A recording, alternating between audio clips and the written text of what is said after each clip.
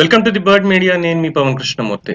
ఆంధ్రప్రదేశ్ లో జరిగినటువంటి liquor scam లో ఇప్పటికే ఏ లింకులు ఎక్కడి నుంచి వచ్చాయి, ఎవరున్నారు అనే దానికి అందరికీ తెలిసిందే. అలాగే రిమాండ్ కూడా వాళ్ళకి మళ్ళీ ఎక్స్టెన్షన్ చేశారు అనేది కూడా తెలిసిందే. పెద్దిరెడ్డి మిథున్ రెడ్డి దగ్గర నుంచి అందరూ కూడా అందులో ఉన్నారు. మొత్తం A40 వరకు కూడా.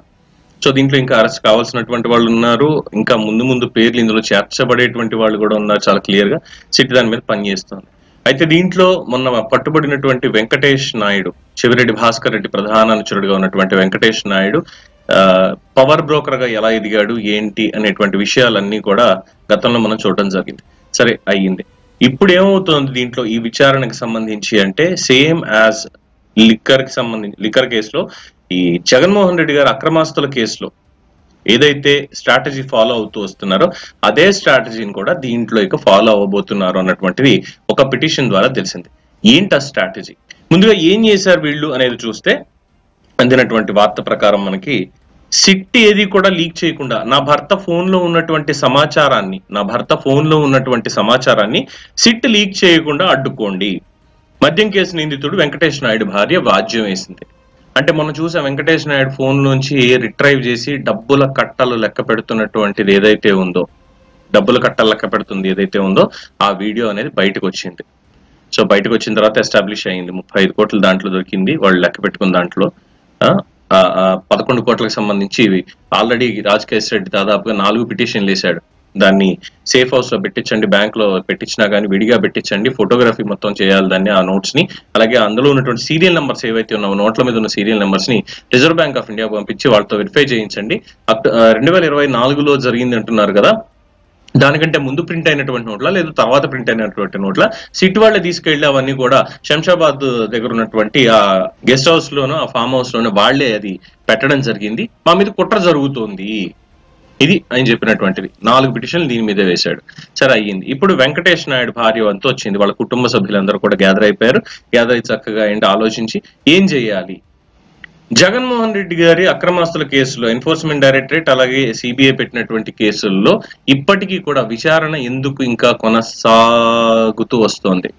ప్రతి దాంట్లోనూ డిశ్చార్జ్ పిటిషన్లు వేసుకుంటూ వెళ్ళడం. ఆల్రెడీ వరల్డ్ రికార్డు గురించి మనం మాట్లాడుకున్నాం కదా, ఎన్నిసార్లు బెయిల్ పిటిషన్ లేదు అంటే ఎన్నిసార్లు డిశ్చార్జ్ చేయాలి మొత్తానికి, అలాగే క్వాష్ చేయాలి అని చెప్పి దాదాపుగా 6,000 పై చిలుకు ఎంతో పిటిషన్లు వేసి వరల్డ్ రికార్డు నెలకొల్పాడు జగన్మోహన్ రెడ్డి గారు దీంట్లో.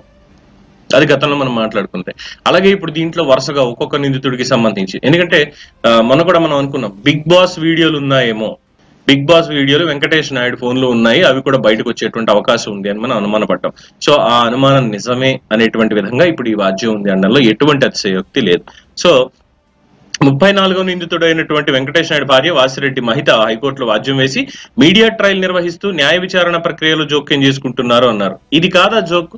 మీడియా ట్రయల్ నిర్వహిస్తూ అని చెప్పి ఇది కాదా జోకు? వివేకానంద రెడ్డి హత్య కేసులో మీడియా ట్రయల్ నిర్వహించింది ఎవరు? గుండెపోటు అని చెప్పి. అలాగే ఒకానొక కేసులో జగన్మోహన్ రెడ్డి బెయిల్ రద్దవుతుందా లేదా అనేటువంటి కేసులో రఘురామకృష్ణరాజు గారు వేసినటువంటి పిటిషన్ ఏదైతే ఉందో దానికి అనుగుణంగా వాదనలు జరుగుతూ ఉన్నప్పుడు ఉదయం లేచి చూసేసరికి సాక్షి అఫీషియల్ హ్యాండిల్లో ట్విట్టర్లోనే ఇందులోను పోస్ట్ చేసేశారు. ఇంకేముంది, జగన్మోహన్ రెడ్డికి బెయిల్ రద్దు చేసేది లేదు అంటూ కోర్టు తీర్పులు ఇచ్చేసింది అని. ముందు తీర్పులు వాళ్లే ఇచ్చారు, అందరికీ గుర్తుంది కదా. సో ఇప్పుడు మీడియా ట్రయల్ నిర్వహిస్తుంది ఎవరు? దేని మీద నిర్వహిస్తున్నారు? అలాగే న్యాయ ప్రక్రియలో జోక్యం చేసుకుంటున్నారు. దర్యాప్తు చేస్తున్నటువంటి కేసులో నోట్ల కట్టల్ని సీజ్ చేసినట్టుగా సమాచారాన్ని లీక్ చేసి దాన్ని వ్యాప్తి చేయడం మీద స్వతంత్ర దర్యాప్తు జరిపించాలి. తన భర్త నుంచి స్వాధీనం చేసుకున్న ఫోన్లో సమాచారాన్ని సేకరించి సిట్ అధికారులు మీడియాకి లీకులు ఇస్తున్నారు. రహస్యంగా ఉంచాల్సిన సమాచారాన్ని సంచలనం కోసం మీడియా ప్రసారం చేస్తోంది. దర్యాప్తు అధికారి సిఐడి అదనపు ఎస్పీ శ్రీ హరిబాబు తన భర్త ఫోన్ తీసుకున్నారని వివరించారు. సమాచారం లీక్ వెనుక ఆయన ఉన్నట్లుగా తాను విశ్వసిస్తున్నానని శ్రీహరిబాబుతో పాటు రాష్ట్ర హోంశాఖ ముఖ్య కార్యదర్శి, సిట్, సిఐడి, అదనపు డీజీ, కేంద్ర సమాచార ప్రసార మంత్రిత్వ శాఖ కార్యదర్శుల్ని వాద్యంలో ప్రతివాదులుగా పేర్కొన్నారు. అంటే ఇక్కడ నేను న్యాయస్థానానికి చెప్పదగినటువంటి వాడినైతే డెఫినెట్ గా కాదండి, బట్ కొన్ని విషయాలు వారు తీసుకొచ్చినటువంటి దాని ప్రకారం మనం చెప్పి తీరాలి. ఇక్కడ ఏంటి అనేది మనం చూస్తే అంటే వీళ్ళు అన్నటువంటి దాని ప్రకారం సరే ఇప్పుడు సిట్ విచారణ జరుపుతోంది. అందులో 12 పెట్టెల్లో 11 కోట్ల రూపాయలు మనకు బయటపడ్డాయి. ఆ ఫుటేజ్ ని బయటికి చూపించారు. ఎక్కడ అరెస్ట్ చేశారు, ఎందుకు చేయాల్సి వచ్చింది, ఏంటి అనేది చాలా క్లియర్ గా. కొలంబోకి ఎందుకని రిటర్న్ టికెట్ లేకుండా ఉంది, కేవలం చివిరెడ్డి భాస్కర్ రెడ్డికి ఎందుకు రిటర్న్ టికెట్ ఉంది, కొలంబోకి వెళ్ళేటప్పుడు వెంకటేష్ నాయుడికి ఎందుకు రిటర్న్ టికెట్ లేదు, సో అక్కడి నుంచి ఇంకెక్కడికైనా పంపిద్దాం అనుకుంటున్నారా ఇవి దొరికిన తర్వాత అన్న ప్రశ్నకు సమాధానం వీళ్ళ దగ్గర ఉందా?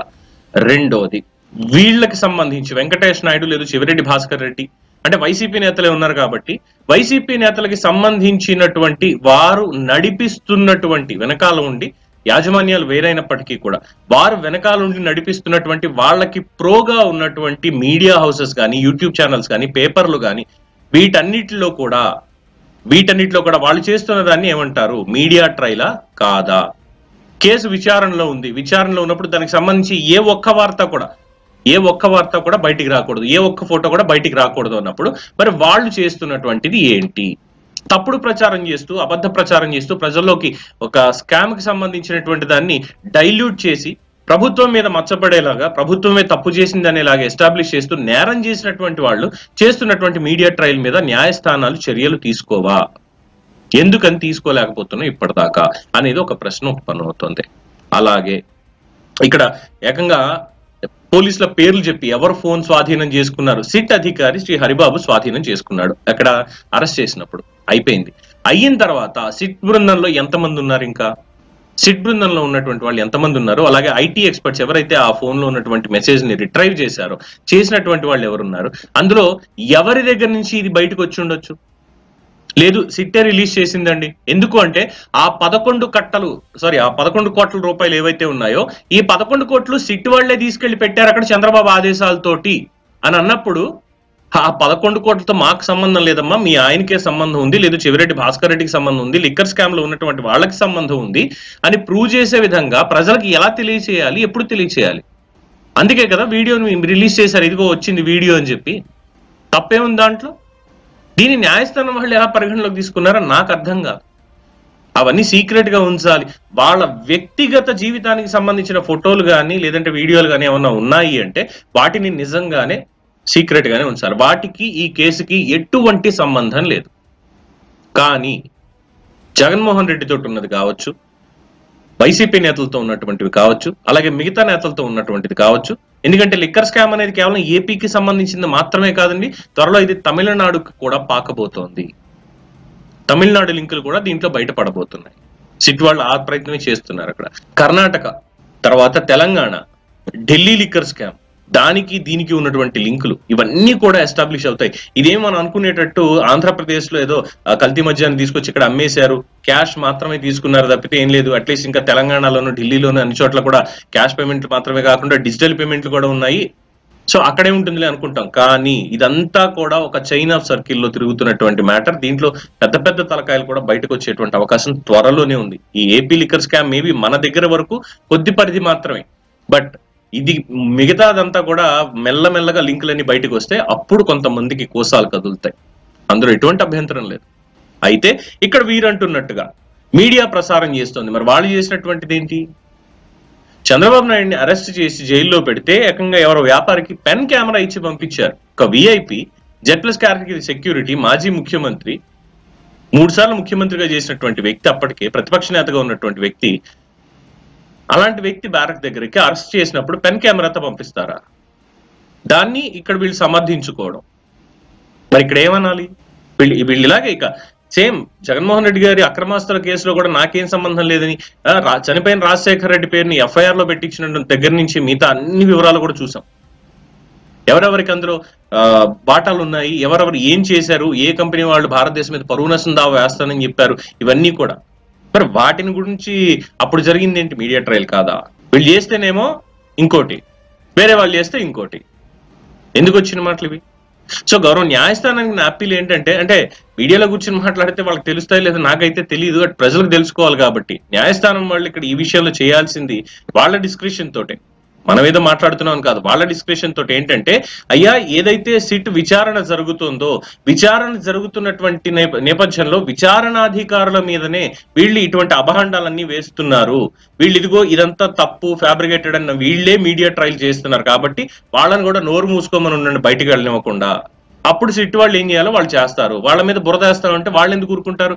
ఇస్తారు మీడియా ఖచ్చితంగా.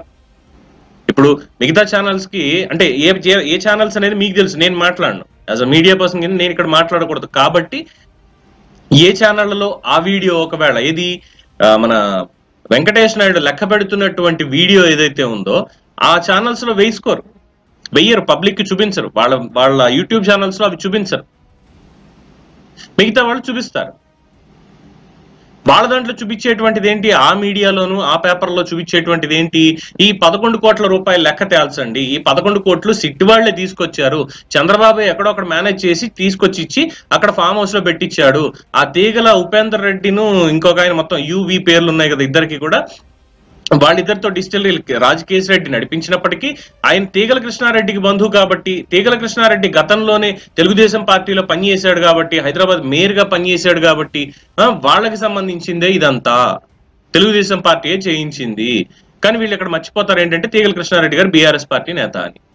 అప్పుడు ఇంకొక లింక్ తీసుకొస్తారు, అసలు బీఆర్ఎస్ దే ఉందిలే, అంత తెలుగుదేశమే కదా, అది అందరూ తెలుగుదేశం పార్టీ నుంచి వచ్చిన వాళ్లే కదా అని ఇంకొక లాజిక్ తీసుకొస్తారు. ఇవే కథనాలు ఇవే చేసుకుంటూ వెళ్తారు. అలాగే వేలి ముద్రలకు సంబంధించి ఇల్లాజికల్ గతంలో మనం మాట్లాడుకున్నాం. సో ఇలాంటివన్నీ చేస్తున్నప్పుడు మరి మీడియా ట్రయల్ జరుగుతుంది, ప్రజలకు నిజాలు తెలియజేయాలి కదా.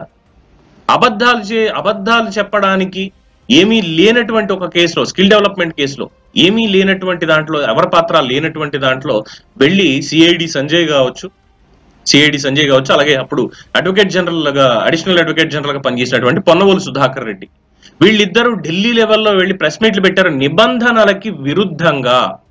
మరి దాన్ని ఏమనాలి, వాళ్ళు దగ్గరుండి అధికారంలో ఉండి మీడియా ట్రయల్ చేయించారన్నో సమంజసమేగా. అప్పుడు కోర్టు వాళ్ళు కూడా అడిగారు, ఎవరన్నా అడిషనల్ అడ్వకేట్ జనరల్ కానీ లేదంటే ఇలాంటి అధికారులు కానీ ఇలా ఎక్కడైనా ప్రెస్ మీట్ కి పిలిచి దీంట్లో ఏం జరుగుతోంది ప్రజలకు తెలియజేయాలని ప్రెస్ మీట్ పెట్టిన సందర్భాలు ఉన్నాయా అని చెప్పి ఆశ్చర్యపోయారు వాళ్ళు. ఢిల్లీ లెవెల్ దాకా వెళ్ళి స్కిల్ డెవలప్మెంట్ అయితే జరిగిపోయింది అంటూ వీళ్ళు చేసినటువంటి ఆ ప్రాపగండా, మరి అది మీడియా ట్రయల్ అయినప్పుడు ఇది మీడియా ట్రయల్ అవుతుంది. తప్పేమీ లేదు దాంట్లో, ప్రజలకి వాస్తవాలు తెలియజేయాలంతే. సో ఆ 11 కోట్లు నిజంగా సిట్ వాళ్లే పెట్టారేమో, ఎందుకంటే వాళ్ళ వాదనలు అంత అద్భుతంగా ఉన్నాయి కాబట్టి సిట్ వాళ్లే పెట్టారేమో అని ఫిక్స్ అయిపోతున్న తరుణంలో, లేదురా నాయన వీళ్ళు నిజంగానే లిక్కర్ స్కామ్ లో ఇదిగో ఇలా జరిగింది కాబట్టి తీసుకొస్తున్నారు. ప్రధానంగా 2 విషయాలు పబ్లిక్ గుర్తుంచుకుంటే చాలు.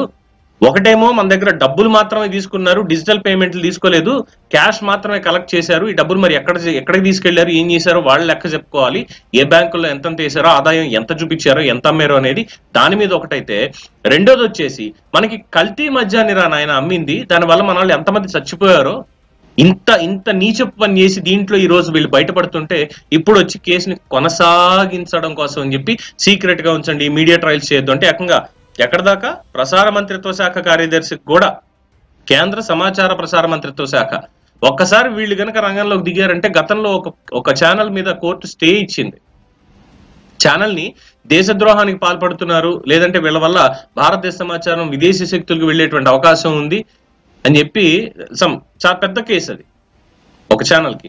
సో ఆ ఛానల్ ఈసారి ఈ సమాచార మంత్రిత్వ శాఖ వాళ్ళు బయటకు వచ్చి ఏం జరుగుతుందని చెప్పి ఒకసారి నజర్ పెడితే ఉన్న ఛానల్ కూడా మూసుకుంటుంది. అది అప్పుడు తెలిసి వస్తాయి వెంకటేష్ గారి కుటుంబానికి, వెంకటేష్ నాయుడు గారి కుటుంబానికి మిగతా వాళ్ళకు మనం ఏది వేయాలి, మాకు బెయిల్ ఇవ్వండి అని చెప్పి అప్లికేషన్ పెట్టుకోవాలి తప్ప ఇందులో సీక్రెట్ గా ఉంచండి, బయటికి రాకుండా చూడండి అని చెప్పడానికి ఇందులో పరువు పోయేటువంటి వ్యవహారాలు, వ్యక్తిగత వ్యవహారాలు ఇవి బయటికి రావట్లేదు.